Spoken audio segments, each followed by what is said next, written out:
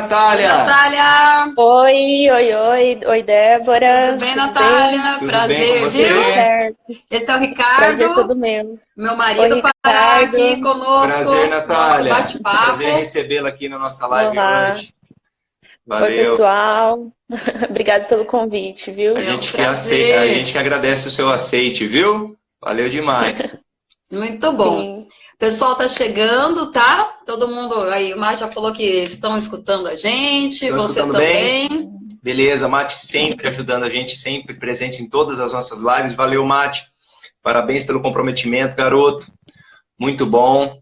E muita gente entrando, muita gente acompanhando Ó, o essas lives nossas. Jonatas. É isso aí. Vamos dar mais um minutinho para o pessoal entrar, são 7:02, a Ângela entrou, Vamos muito esperar mais um bem. pouquinho, Natália. A gente já começa a bater um papo, então, sobre essa tão importante, esse olhar para as pessoas nesse momento, né? À luz da psicologia, você vai poder contribuir muito com essa lente da psicologia para esse momento que estamos vivendo, né? E vamos falar também sobre os exercícios físicos, contribuindo nessa área também do controle da ansiedade e outras questões emocionais que você vai poder elucidar melhor para nós. Uhum. Combinado, então, vamos aguardar. Vamos ver. Acho que a gente... Bom, isso aí, já vamos começar Vamos então. lá. Natália, vamos falar um pouquinho sobre você, que o pessoal não te conhece. Se apresenta lá, vamos lá, qual a sua formação, o que você gosta de estudar. Vamos falar brevemente sobre isso? Tudo bem, então, vamos lá. Bom, eu sou a Natália, né? Me formei, fiz toda a minha graduação na UEL. Sou recém-formada, no caso, estou atuando aí faz pouco tempo. Fiz os meus estágios, 3 anos de estágios, né? Dentro da área da psicologia escolar e da psicologia da saúde. E nos últimos 2 anos, eu fiz um aprofundamento mais voltado para a atuação de serviços de convivência e dentro da psicologia da saúde, a gente buscou trabalhar a saúde mental, né, de estudantes no penúltimo ano. E no último ano, a gente fez um trabalho, eu até achei interessante, a primeira live que eu assisti foi na quarta-feira, em que vocês falaram sobre idosos, né, e o meu último estágio teve esse enfoque da questão do autocuidado. A gente fez um estágio em Cambé e a gente proporcionou a esses idosos, né, tentou trazer para eles a perspectiva de que eles são, sim, capazes de realizar as atividades. A gente buscou, vocês deram um exemplo da dança, né, como uma atividade física, e a gente proporcionou algumas oficinas para eles, buscando estabelecer a autonomia, e a gente buscou também promover a questão do autocuidado, né? Então, a gente fez esse trabalho com os idosos. Então, a minha atuação dentro da psicologia da saúde nesse último ano foi nessa perspectiva, né, de autocuidado, questão dos idosos, e também realizamos uma intervenção em saúde mental com os estudantes da universidade, onde a gente tentou buscar desenvolver grupos, né, de atendimento, de acolhimento com esses estudantes, porque a gente percebe dentro da formação que há um adoecimento, né? Estamos lá nos formando, nos preparando, mas a gente, em todo esse processo de preparo, há um pouco de adoecimento. Então, a gente buscou, juntamente com o Serviço de Bem-Estar da Comunidade, que é o SEBEC, lá da UEL, fazer um trabalho de acolhimento para esses estudantes, né? Que legal. A gente entende que saúde é necessário, e então a gente buscou realizar teve o setembro, né, em busca do Setembro Amarelo, então a gente buscou também realizar a gente buscou realizar um evento em que a gente também trabalhou a questão da saúde mental dentro das minorias. Então, a gente abordou a questão da população negra, saúde mental como um todo, né? Entendi. Então, foi mais nesse sentido de acolhimento mesmo, porque a gente precisa cuidar do nosso corpo, né? Que legal. E para quem não sabe, o Setembro Amarelo é um mês de prevenção ao suicídio, né? É isso mesmo, Natália? E que os índices estão aumentando cada vez mais, né, com relação aos suicídios. As pessoas esses dados não podem ser divulgados, né, diretamente, Não. mas a gente sabe, porque existem relatos e cada vez esses acontecimentos estão se aproximando das pessoas, das famílias, justamente por causa de um tema que nós vamos conversar bastante hoje, sobre a questão da saúde mental. O quanto o ser humano tem estado doente emocionalmente, mentalmente, socialmente, né? Então, a gente acredita e temos convicção de que estamos todos muito próximos, mas a gente tem tido cada vez mais uma aproximação muito superficial. As pessoas não se entregam mais como elas se entregavam antes, a tecnologia, ela realmente acaba, por muitas situações, nos afastando. A gente repara, às vezes, uma mesa de jovens conversando num bar, e tá todo mundo lá, mas tá cada um com o seu celular. E eles não estão conversando. Aquele mundo de faz de conta, né? Do Instagram, do Facebook, onde todo mundo é feliz e bonito, né? Então, todo mundo vive nesse faz de conta, né? E aí as pessoas que talvez não tenham essa força mental, essa força emocional, falam, puxa vida, minha vida não é tão colorida como a do fulano, do ciclano, alguma coisa há de errado comigo, né? Se questiona, se compara e isso contribui para o adoecimento, né? E o adoecimento mental, ele é muito complicado, né? Acho que, não sei se você quer falar um pouquinho, por exemplo, sobre a psicossomática, o que acontece quando a nossa mente não está tão saudável, o quanto isso reflete diretamente no nosso corpo, no nosso físico. Bom, a gente acredita, a psicossomática ela é mais estudada na questão da psicanálise, que é uma abordagem dentro da psicologia, né? Perfeito. E assim, a gente entende que o sistema, ele é conjunto, ele integrado, é um todo. Né? Integrado, exatamente.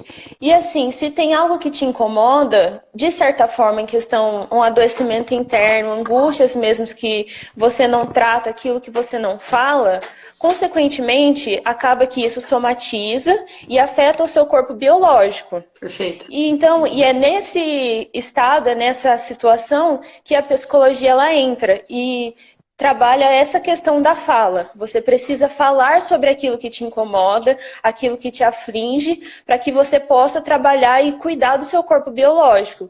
Então, por isso que é tudo integrado, porque se você não fala daquilo que te afeta, consequentemente, você vai somatizar e você vai acabar afetando outras áreas do seu corpo biológico, e isso é bem representado principalmente em feridas, e o corpo mesmo. A gente costuma dizer que o corpo fala. O corpo fala quando não estamos bem. Então, essa somatização, ela tem que ser trabalhada juntamente com, não só simplesmente o psicólogo trabalhar essa questão, mas com os outros profissionais da saúde, sobre o que realmente afeta o seu paciente, o seu cliente, enfim, para poder realmente trazer a solução para o bem-estar físico, psicológico dele, né? E biológico. Certo. Tá, vou pedir para o pessoal que está nos assistindo, se tiverem alguma dúvida, podem escrever aí, que eu e o Ricardo estamos atentos aqui para a gente anotar e fazer a pergunta para a Natália, tá bom? Então fiquem à vontade para perguntar, e nós estamos aqui intermediando esse bate-papo entre vocês e a Natália, tá ok? É isso aí. Eu tenho uma perguntinha para a Natália. Natália, como esse confinamento que nós estamos vivendo, né, essa reclusão, esse período de coronavírus, então a gente diminuindo muito as nossas saídas de casa apenas para necessidades básicas e uma pessoa por família, como isso afeta a nossa parte emocional, o que isso gera de ansiedade, de depressão, o que é síndrome do confinamento, que aqui no Brasil a gente ouve pouco falar porque a gente não tem um inverno tão rigoroso, né? Normalmente acomete locais onde o inverno é mais rigoroso, as pessoas não podem mesmo sair de casa. Você pode explicar um pouquinho da característica do confinamento, o que isso resulta nas nossas emoções, sentimentos, etc? Sim, muito bem colocado, na verdade, Ricardo.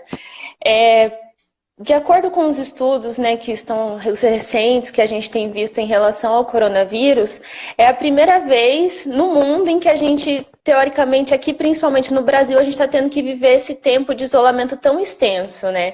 E isso, a população não está preparada. A gente está acostumado em viver em sociedade, só que a gente não está preparado para poder ficar muito tempo isolado dos nossos entes queridos, dos nossos familiares, das nossas atividades, né?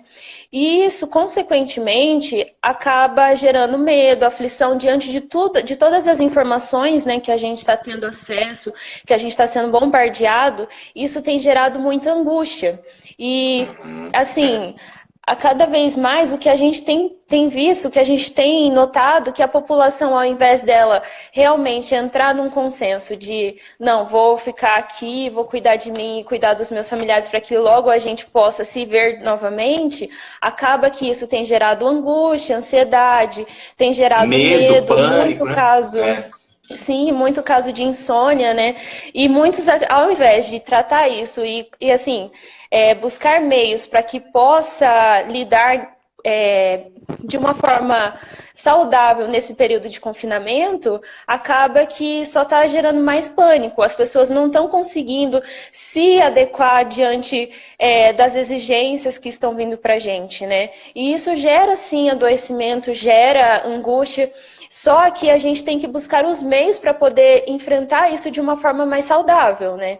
E como um meio disso, o nosso Conselho de Psicologia, ele permitiu, né? É uma exigência que a gente cancele os atendimentos pessoais, assim, presenciais, e a gente faça o atendimento para a população, a gente ofereça o nosso trabalho de forma online, porque a gente entende que tem um desajuste psicológico aí nesse período, que tem uma demanda muito grande de atendimento, de formas realmente que a gente possa auxiliar, dando dicas do que fazer, preparando realmente a nossa população, né? É um adoecimento que a nossa população sofre, mas também as pessoas que estão na frente de comando, de auxílio, elas também estão em sofrimento, né? Com certeza. E eu achei muito legal a proposta, porque colegas realmente de profissão, eles estão buscando se colocar em auxílio aos médicos que estão no HU, que estão no evangélico, que estão nessa linha de frente, né? Não só médicos, mas enfermeiros, toda a equipe realmente de saúde que está nessa frente de atuação, para que a gente possa também não só simplesmente cuidar do outro, mas que a gente possa ter essa empatia com os profissionais, que a gente possa ter uma empatia também com os nossos familiares, explicando realmente que esse período é necessário, não é simplesmente não vou te ver, não quero mais saber de você, né? É um cuidado extremo, né? Acaba que a gente não entende exatamente o porquê desse cuidado, e a gente vai adoecendo, porque já é a preocupação das notícias que a gente está vendo, que a gente está tendo acesso, o isolamento social que a gente não está acostumado, que a gente estamos preparados para viver em sociedade, mas às vezes tem um familiar também que acaba que a empresa não parou e você fica preocupado com esse familiar que está indo, se expondo. Então, a gente precisa estar preparado para poder lidar com isso. A gente precisa ter meios para poder viver de uma forma saudável, cuidando da nossa alimentação, cuidando realmente da nossa saúde. Achei interessante ontem vocês falando sobre a questão da imunidade com a Kátia. O estresse é muito grande, né? Natália, e uma dúvida, nem todo mundo faz terapia, nem todo mundo se permite fazer terapia. Eu, particularmente, sou uma apaixonada pela psicologia. Eu falo que eu tenho certeza que desde os 7 anos que eu queria fazer educação física, mas se eu tivesse uma segunda opção, acho que seria a terceira, porque de tanto que eu queria fazer educação física, seria a psicologia. Eu adoro a psicanálise.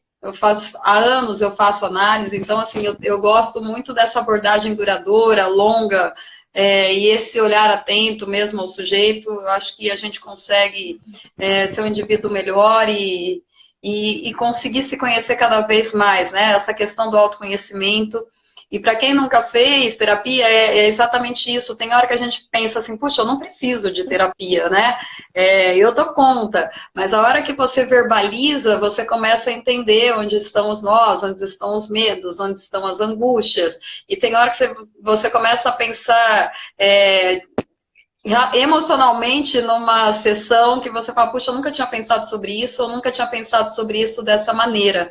A partir do momento que você escuta, né, você se escuta, você consegue perceber que há bastante pontos para você refletir.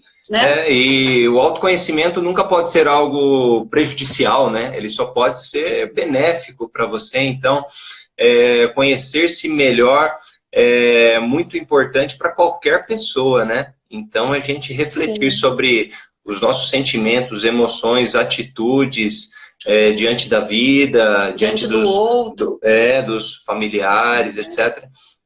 Isso só pode fazer bem, né? Então, tem muitas pessoas que ainda têm preconceito com relação ao papel da psicologia na nossa vida. Mas eu acho que está melhorando muito, está mudando muito, porque as pessoas têm procurado se conhecer melhor para poder ser uma pessoa melhor. É isso que todo mundo quer, né? Voltando assim à minha introdução sobre a minha pergunta, na verdade, tem família que nunca ninguém foi para um processo terapêutico, né? Uma mãe, um pai, vamos pensar numa família tradicional, tá? Que dica que você poderia dar para o pessoal que está escutando? Essa live vai ficar salva depois, né? A gente tem colocado elas disponíveis no YouTube. Quais são alguns sintomas que as pessoas começam a demonstrar quando não estão bem, quando estão adoecendo emocionalmente? Muito bom. Certo. Bom, primeiro a gente precisa, assim, diferenciar que tem... as mulheres, elas têm mais facilidade de falar sobre aquilo que as adoecem. Isso é claro. E tem uma grande dificuldade quando a gente pensa em terapia, porque isso que você colocou realmente, tem muitas famílias pensando assim, em questão de baixa renda, que tem famílias que têm dificuldade de ter acesso à terapia. Isso é fato. E isso é muito claro, sim. E assim, em questão de homens, por conta de todo o histórico, da questão do machismo, ainda ser muito presente na nossa sociedade, acaba que tem um preconceito muito grande em relação a isso. Lidar com os seus sentimentos, falar sobre aquilo que te adoecem é algo que ainda é muito utópico para alguns homens, né? E isso, quando a gente vai pensar quais são os sintomas, quais são os aspectos realmente que cada pessoa apresenta que está adoecendo, também é diferenciado, né?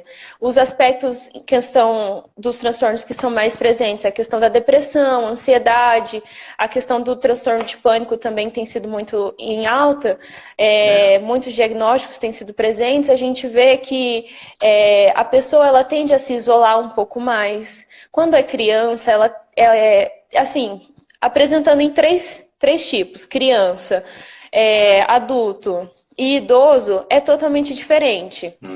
Criança, ela tende a ser um pouco mais agressiva. Pensando na questão realmente do convívio em sala de aula, ela fica mais agressiva, ou se ela sofre bullying ou ela pratica bullying, ela tende a ser uma pessoa que se isola dos seus amigos. Em questão dentro de casa, ela desobedece muito mais os pais. Isso a gente não pode generalizar, mas isso é um dos fatores que são mais presentes. Que a gente precisa estar atentos. A gente precisa estar atento. Pensando na questão do adulto, seja homem ou seja mulher, a pessoa ela tende a ficar mais introspectiva, ela vive mais quieta, ela, assim, como a gente disse, né, a gente convive no nosso meio, então a gente convive em sociedade, nos nossos grupos de afinidade, enfim. Então a gente tende a se afastar um pouco mais das pessoas que a gente ama, que a gente quer bem. Então, esse convívio social acaba com que a pessoa ela tende a ficar mais em isolamento. E ela dá alguns indícios de que ela não está bem. Ela tende a postar, geralmente, uma música mais nas suas redes sociais, coisas mais negativas, coisas mais depressivas. Então, assim, ela não fala que ela não está bem. Geralmente mas ela não fala. dá sinais. Dá sinais, ela dá alguns indícios em relação a isso.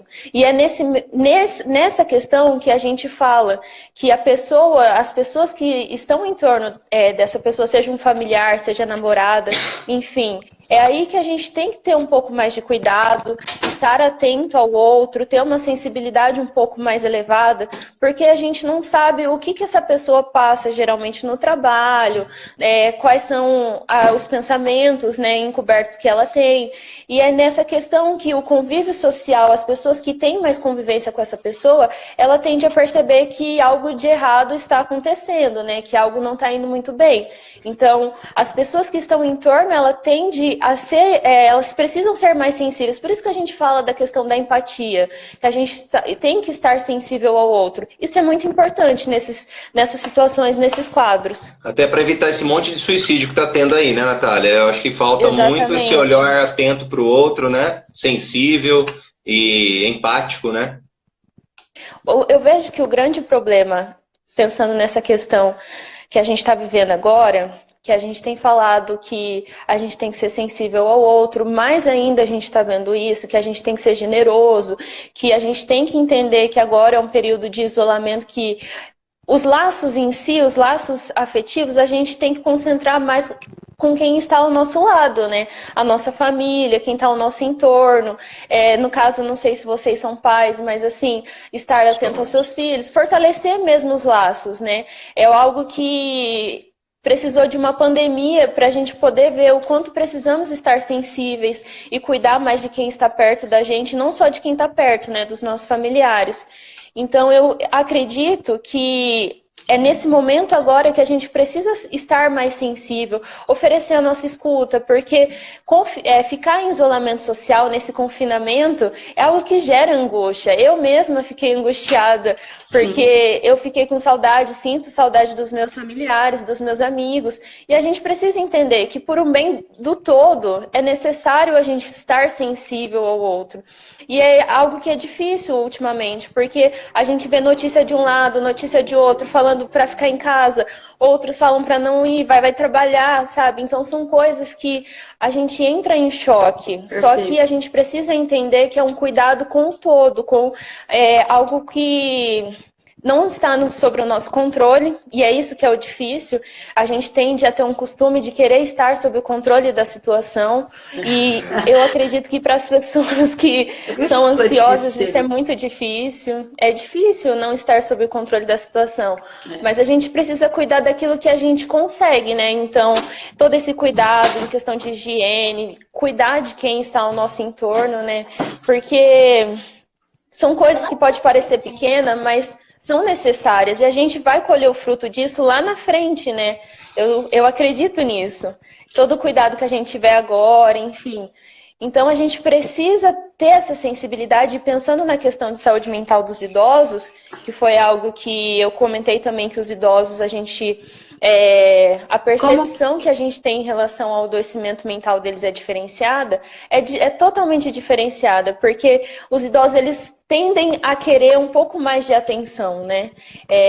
Cuidado com o filho, até a questão cognitiva deles é mais lenta, é mais difícil deles entenderem que é necessário ficar em isolamento neste momento para poder que lá na frente eles possam ter um cuidado maior, um contato maior com seus filhos, né? O tanto que eu tenho ouvido e visto também memes, brincadeiras, comentários realmente de pessoas relacionadas a idosos, porque os idosos, eles, principalmente os idosos que moram sozinhos, é nesse momento que os filhos têm que estar sensíveis a eles, ter um monitoramento, mas um monitoramento à distância, por isso a importância também dos meios tecnológicos, da gente ensinar os idosos a ter contato, né, com o meio tecnológico, para poder fazer uma live, porque a gente precisa fortalecer os nossos laços, a gente precisa estar perto, mas na distância, né? E os idosos, nesse sentido, eles, questão de depressão, já por conta também desse histórico da gente achar que idoso não é capaz de fazer as suas atividades normais, né? Não normais, mas de acordo com as suas limitações. Dentro das suas limitações, eles são capazes. Se tem algum fator fisiológico que contribui para a questão da depressão em idosos. Isso mesmo. Tá, sim. Hormonais também. Hormonais, por né? exemplo. Sim, um dos indícios já comprovado é a diminuição de serotonina, dopamina, até que é algo que contribui também para a questão de surgimento de doenças como Parkinson, Alzheimer, principalmente também nessa fase da questão do nosso desenvolvimento, a questão dos idosos, é algo que contribui para também o desenvolvimento de depressão nesse público. Perfeito. Falando nisso, nós conversamos aqui também nesses dias, falando como o exercício físico é capaz de melhorar essa questão também, secretando mais esses neurotransmissores no sistema nervoso central, né? Serotonina e dopamina são neurotransmissores que são liberados com exercício físico. Então, aí vai também mais uma dica, se você tem um idoso em casa ou convive com um, estimule sempre ele a fazer exercícios físicos. A própria Natália falou aqui da importância da dança, a Francis também, falando como é importante a atividade física para esse ajuste na química cerebral, né, na bioquímica aí do sistema nervoso. É isso, Natália? Isso mesmo. O Fernando Muito acabou importante. de perguntar isso, ele estava perguntando sobre como o exercício pode, né, ajudar na depressão nos idosos. Ele ainda colocou, respondeu. O Ricardo estava falando, então, sobre a questão dos neurotransmissores sendo liberados, principalmente com a prática de exercícios físicos, né, chegando até o sistema nervoso central. Hormônios como do prazer, como a dopamina, noradrenalina, serotonina, adrenalina, enfim, né, quando a gente realiza um exercício físico, há a possibilidade de a liberação desses hormônios na corrente sanguínea e sistema nervoso central. Muito bem. Você tem uma pergunta? Não, pode falar então. Tá, deixa eu fazer uma pergunta aqui que me passou pela cabeça, a hora que você estava falando sobre o atendimento online, que agora está sendo possível. Então, em algumas atividades da área da saúde não é permitido, né, não era permitido o atendimento online, na área da nutrição, da fisioterapia. A minha irmã é fisioterapeuta, também está fazendo atendimento online, o Conselho Regional de Fisioterapia também, o Conselho Federal também liberou, né, assim como de psicologia. Isso. Sua esposa também é fisioterapeuta, né? Legal, sim, também está fazendo bastante atendimento online. Ele deu uma diminuída agora, né? Mas ele dá à distância, as aulas, no caso, também de fisioterapia, tudo nessa área. Sim. Legal. E minha pergunta, Natália, é se existe algum telefone que as pessoas possam ter um atendimento público, gratuito, para... enfim, ter um atendimento psicológico profissional, pessoas que estão passando por dificuldades nesse momento em específico. Então, Ricardo, eu não sei te dizer, no caso, desses locais, desses estabelecimentos que estão oferecendo, no momento, atendimento social. Eu sei que tem algumas pessoas, assim, por fora, que no caso eu conheço, estão oferecendo esse trabalho, esse atendimento para a população, e eu até posso depois indicar, deixar o número com vocês, enfim, perfeito. Quem quiser também pode perguntar depois também no IG, mas assim, estabelecimentos ou locais assim que tem o telefone para contato, eu não sei te dizer, mas eu posso disponibilizar essas pessoas também, o número dessas pessoas, o contato depois, para quem desejar, no caso. Legal, legal. Tem alguns trabalhos voluntários, né, como o CVV, eu ia perguntar exatamente isso. CVV, sim. No CVV, as pessoas que fazem esse trabalho voluntário, que ficam no atendimento direto, eles não são psicólogos? São psicólogos. Alguns são psicólogos, sim. Alguns. Tá. Uhum. Mas não todos. Você acha que... Como que funciona a população... isso? São voluntários, no caso, né? Que no caso, assim, alguns são preparados, são psicólogos, sim, outros não. Então, assim, você pode ligar, no caso, e no momento não ser um psicólogo que vai te atender. E daí, como é atendimento de urgência, então, e o foco é a questão do suicídio, mental, acaba que eles tentam oferecer um suporte para a pessoa e depois se dependendo do caso, é encaminhado para um psicólogo, um profissional que possa mediar essa situação, esse tratamento. Ah, entendi. Estão perguntando aí o que é o CVV, né? CVV é um trabalho voluntário que existe no mundo todo. A sigla significa Centro de Valorização da Vida, tá? Sim. Então eles combatem aí também o suicídio. Você tem um telefone que você pode ligar para conversar, para ser ouvido, né, Natália? Então não são só profissionais aqui, da área da psicologia. Da área da psicologia. Sim, o número é são pessoas voluntárias. 188, tá? Então, 188 é o telefone do CVV, são voluntários que ouvem as pessoas, as suas dificuldades, seus problemas, seus desabafos, e auxiliam como um ombro mesmo, como um ouvido, alguém que está ali do outro lado para te dar uma força, né? É muito bacana, a gente tem uma aluna com mais de 70 anos que é voluntária no CVV há bastante tempo, acho que mais de 10 anos, e é um trabalho incrível, existe no mundo todo. É um trabalho legal. Bem sério mesmo. Muito sério, muito legal. Então, 188,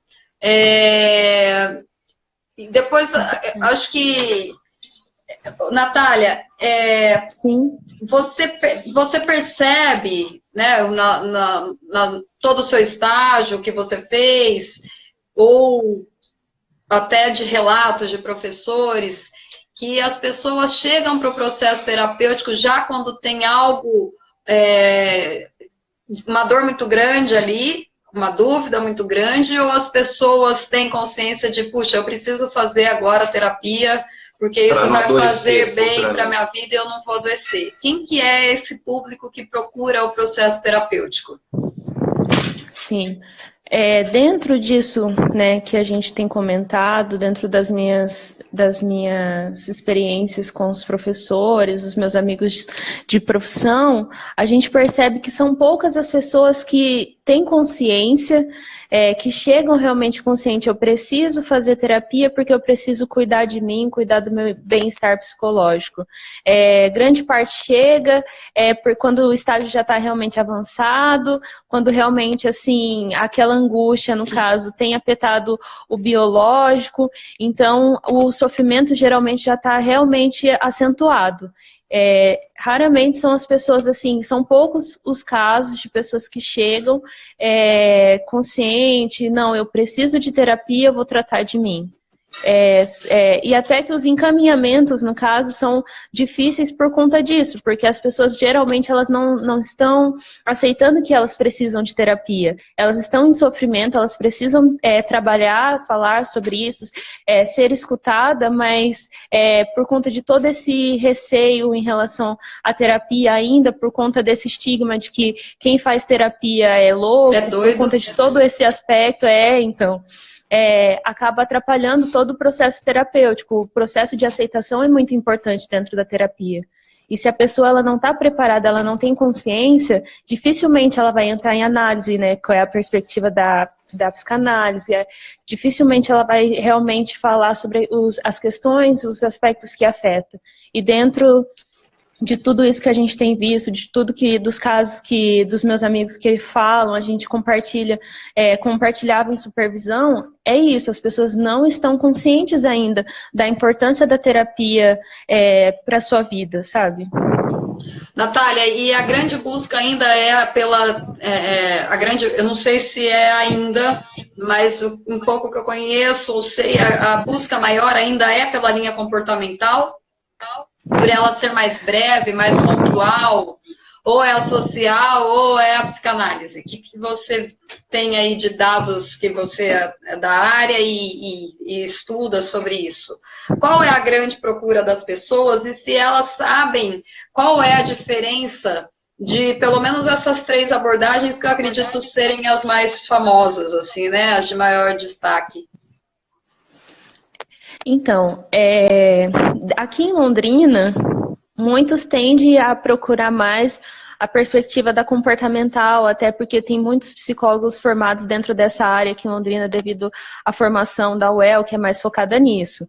Porém, tem muitos que buscam a psicanálise por conta dessa coisa de você ter que falar. O psicólogo, seu terapeuta, ele fale menos e você fale mais sobre isso.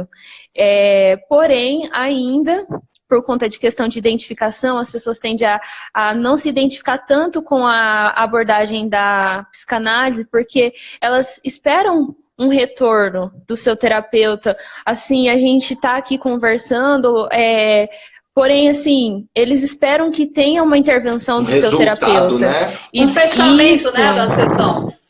E dentro da perspectiva da psicanálise, isso, de certa forma, não é tão oferecido, porque eles entendem que a pessoa que é o próprio terapeuta, de certa forma, ele que vai apresentar soluções para o seu tratamento, aquilo que realmente tende a ser trabalhado, só simplesmente é o sujeito que é capaz de enxergar, é capaz de ir nesse poço sem fundo, né?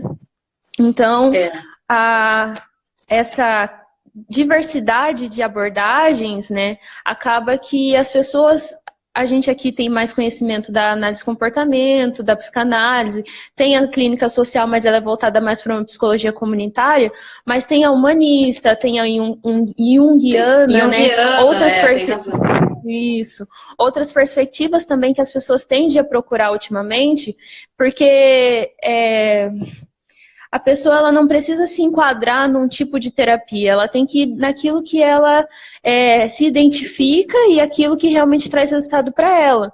Então, aqui em Londrina a gente tem mais busca e procura por conta da análise de comportamento e também outros tipos, né, que a gente tem visto como treinamento de pais, que a análise do comportamento tende a trazer mais resultados, mas tem essa divisão que as pessoas também têm muitos pacientes que procuram mais a questão da psicanálise, né? E eu acho que, só para a gente encerrar um pouquinho sobre isso, a questão comportamental, eu vejo que talvez ela seja, as pessoas prefiram, ela é mais breve, não é? As pessoas vão com um problema mais pontual para resolver. Então, estou em processo de separação, vou para terapia para resolver sobre isso. Fui mandada embora, então vou para terapia para resolver sobre isso. É mais ou menos isso. A comportamental ela atua mais pontualmente em pontos que o cliente, o paciente leva para conversar em cada sessão. Bom, então, é que na verdade a terapia ela tem um processo, né? Ela tem um tempo e a análise do comportamento, como você disse, ela é um pouco mais aplicada. A comportamental, ela busca agir em torno do problema que o sujeito tem apresentado como queixa.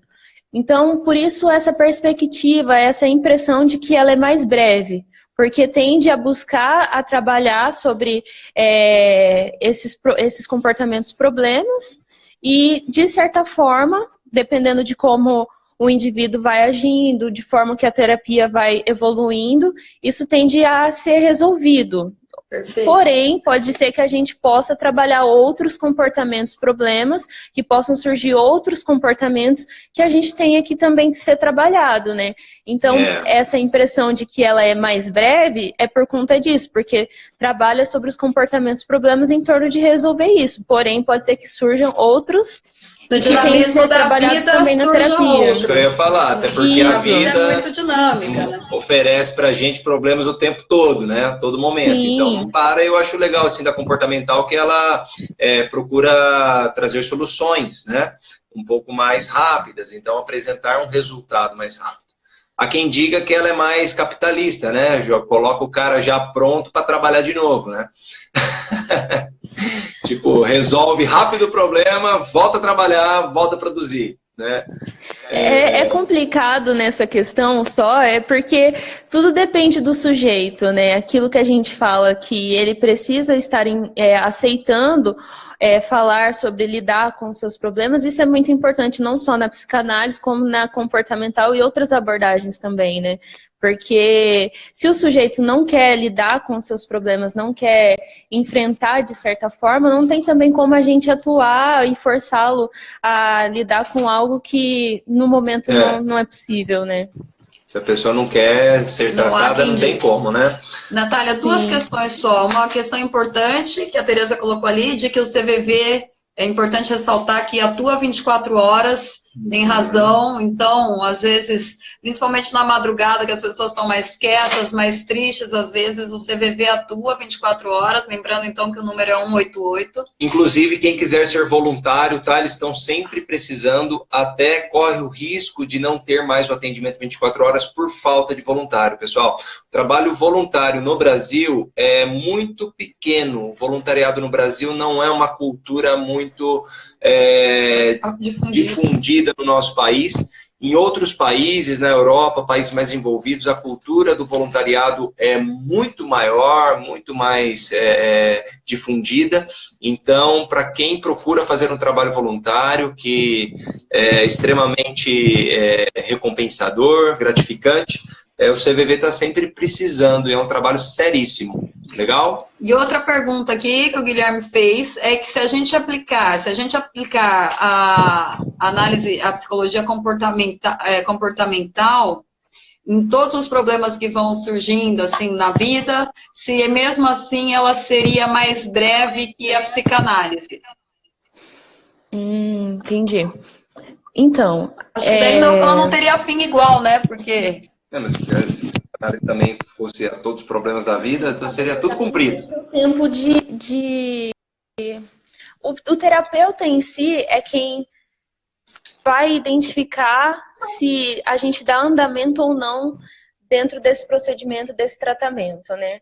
Então, a psicanálise, ela tem como, principalmente dentro do ambiente hospitalar, ela busca como mecanismo, instrumento, a psicologia breve, porque o sujeito, ele está lá em internamento, ele está naquele processo de tratamento dentro do hospital, e ele precisa ser atendido, mas de forma breve. Então, acaba que também a psicanálise atua como forma clínica dentro do hospital, porém, num tempo breve, dentro, como se fosse um instrumento mais breve, como se a pessoa conseguisse realizar a análise de uma forma mais objetiva.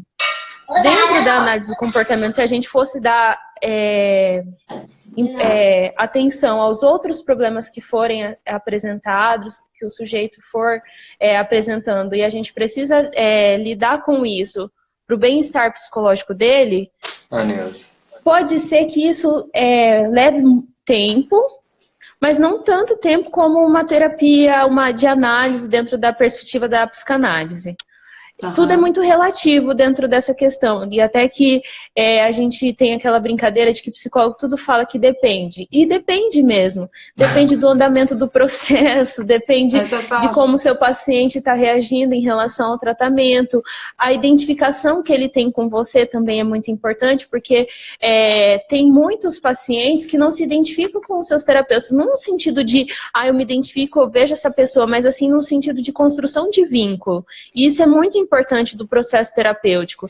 Então, pode ser que isso não aconteça e a terapia tenha que ser cancelada ou trocar para outro terapeuta, enfim.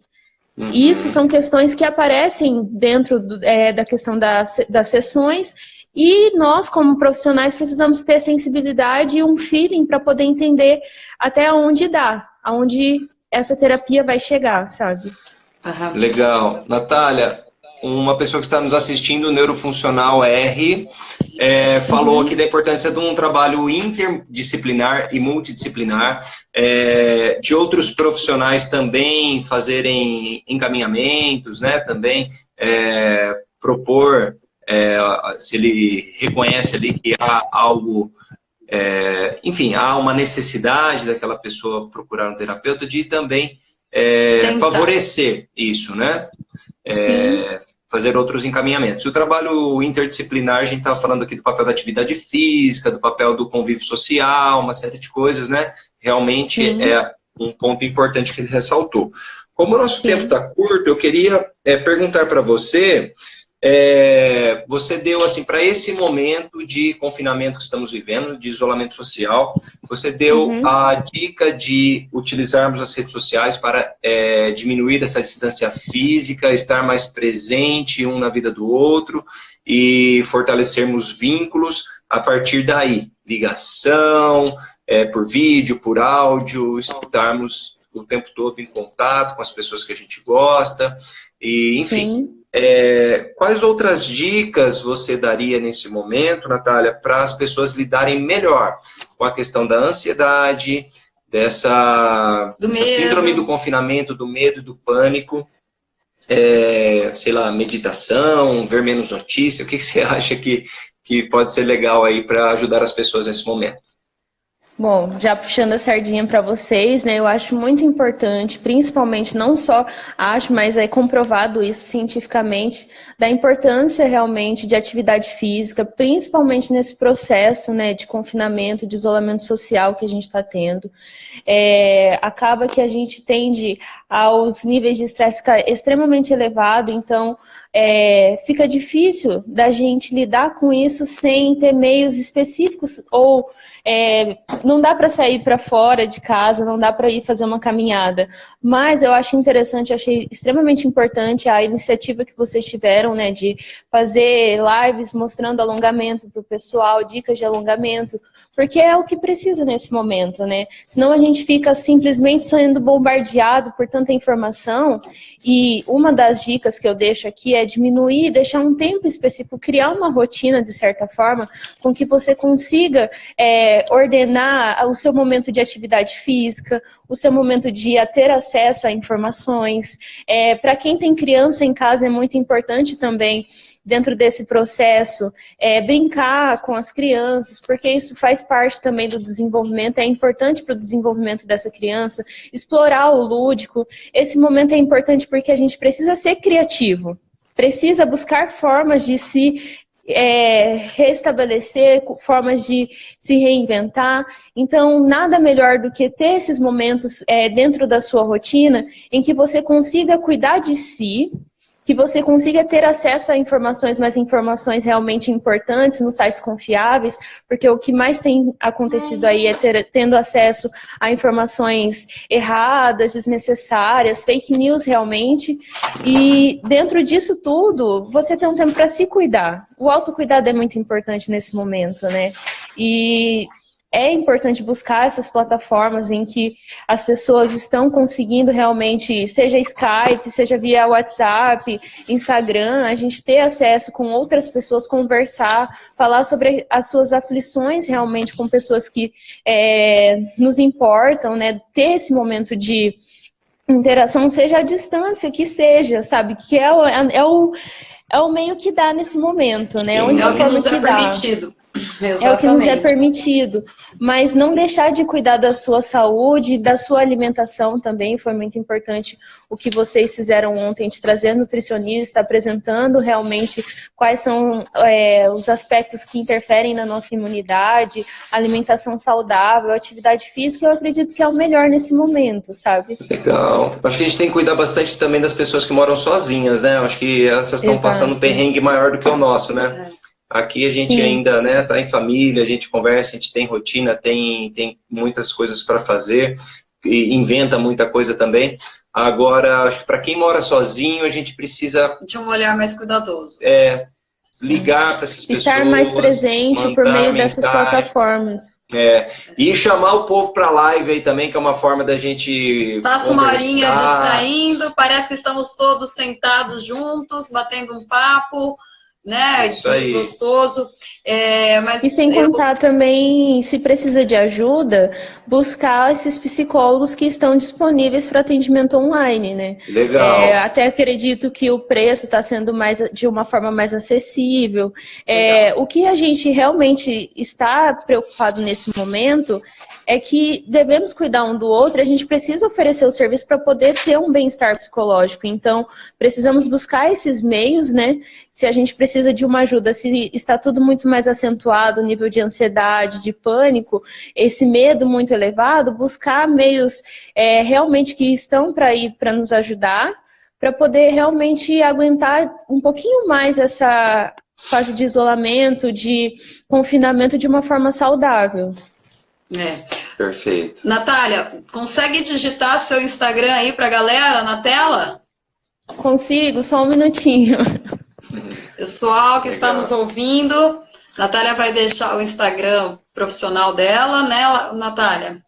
Sim. Então, quem se interessou, quiserem mais informações, já entre em contato precisar com a também de Natália. alguma coisa, é só mandar mensagem, eu indico profissionais que possam ajudar nesse momento.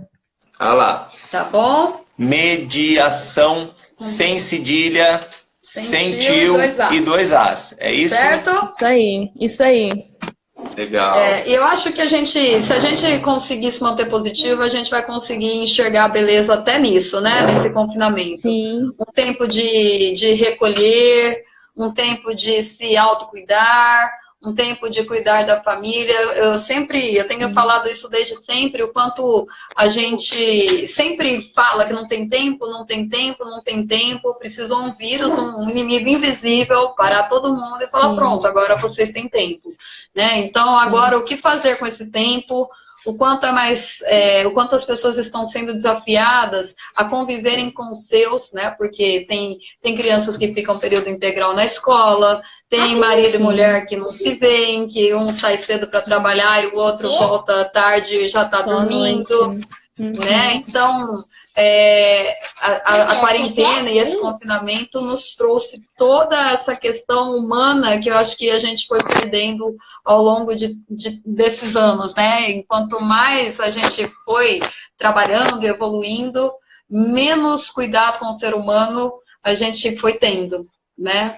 Então, isso que acho que a gente pode olhar como positivo durante todo esse processo.